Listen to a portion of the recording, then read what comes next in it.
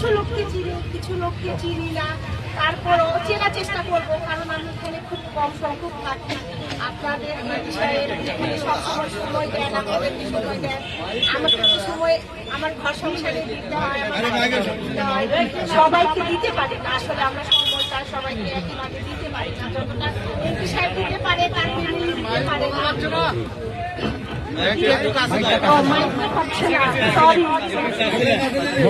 সামনে লেন।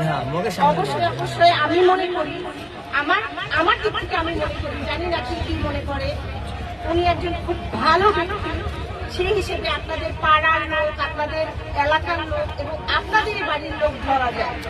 সেই হিসেবে আপনাদের নিজেদের ব্যক্তি হিসেবে, আপনাদের বাড়ির ছেলে হিসেবে, আপনাদের ঘরের ভাই হিসেবে, সবার হিসেবে আপনারা ধানের শীষের পক্ষে অবশ্যই অবশ্যই ভোট দেবেন।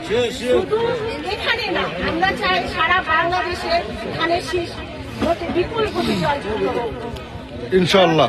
এইরকম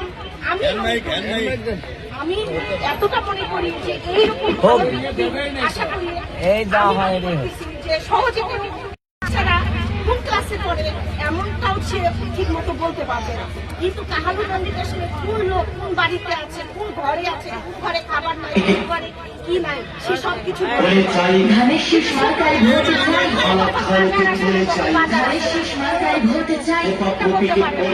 আমি আশা করি সৎ ব্যক্তি, ভালো ভালো লোক আপনারা কখনো পাবে কিনা না জানা নেই।